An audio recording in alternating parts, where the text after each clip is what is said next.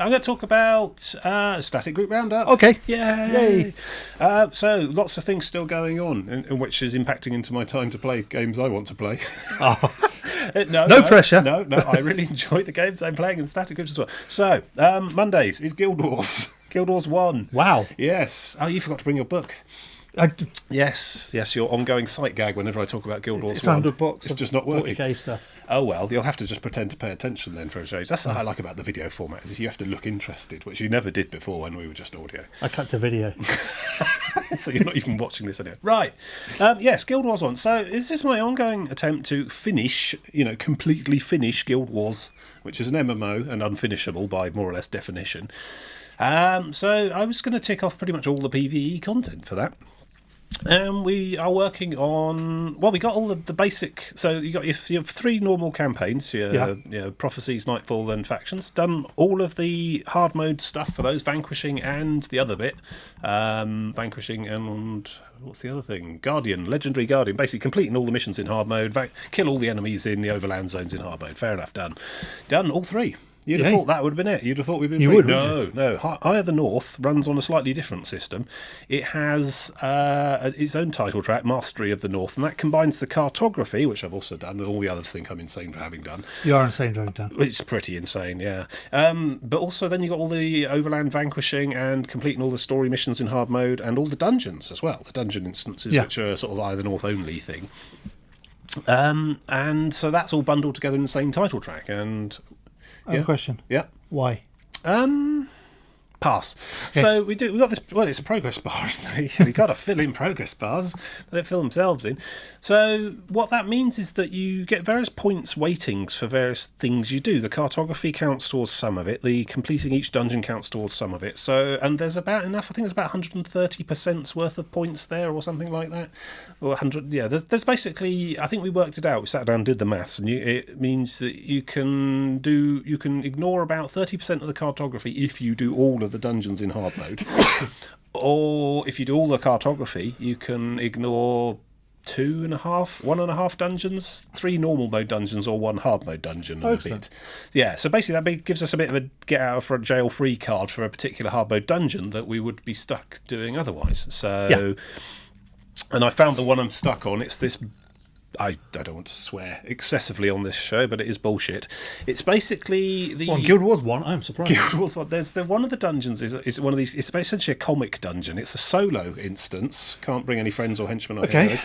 And my entire way I play that game revolves around having a team of 8 people working together in high efficiency and synergy. Yeah, the wonderful moment in MMOs when they decide you should play on your own. Yeah, it's a solo instance in an MMO. Stop doing that. Anyway, then you've got a comedy skill bar. Yeah. Because the backstory of it is there's this drunken dwarf called Kilroy Stonekin. God. Does that ring any bells that sound a bit familiar?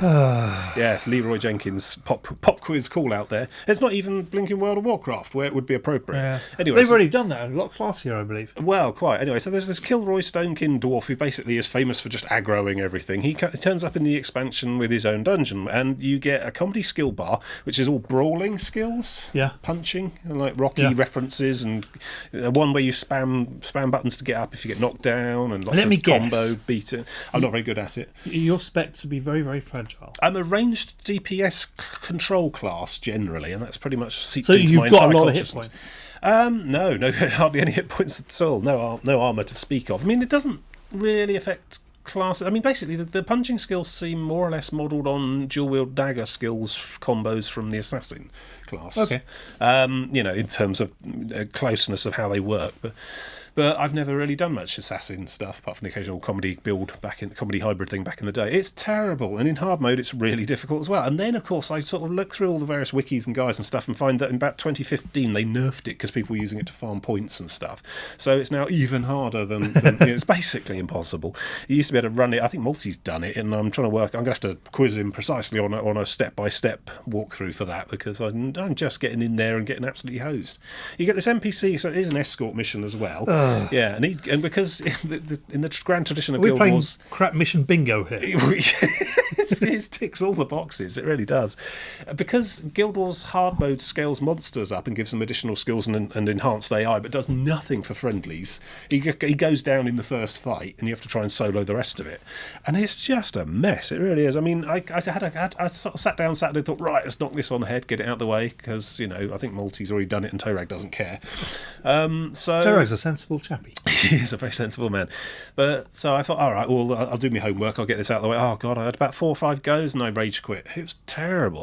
But then I thought, well, okay, with this Eye of the North title track, as long as we can complete all the proper dungeons in hard mode with their super boss mechanics and proto raid encounters at the end, then we'll be fine. I just don't have to do this one.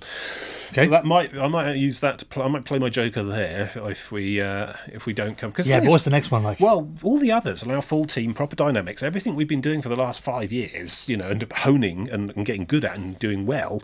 It's will let us do. The various bosses in these hard mode dungeons occasionally have the occasional super powered monster skill that needs a bit of thinking about and a bit of planning around. But usually we can come up with a plan, or at least find a wiki. But there'll be things like long charge up, kill everyone skills that have an interrupt bar, and Mesmers are very good at interrupting. It's that kind of thing. But going into this punching dungeon, you've got a comedy skill bar that's sort of class agnostic. It's not anything to do with anything anyone's been doing. You've got to learn this whole new set of skills, and then practice, get the timings perfect on this punching battles and stuff, and it's really long and tedious as well. And you get this knockdown mechanic. So normally you get killed, you bounce out, to the nearest shrine or whatever. But with this, when you get killed, you go down, and one of your skills remains active. It's a get up skill, and it's essentially counting to 10, like in boxing or whatever. So you keep spamming this skill, and if you can get it up to 10, basically it gives you energy back to your energy bar, which is empty when you go down. So you keep spamming this skill, and eventually you'll be able to get back up and carry on. But then they just immediately wail on you straight away, and you're down again. And each time you go down, your total energy goes up. Okay. So you have to do more spamming to fill the bar each time. And eventually you just can't fill the bar quick enough, and then you get tapped out. Oh no, knock out of the dungeon, whatever.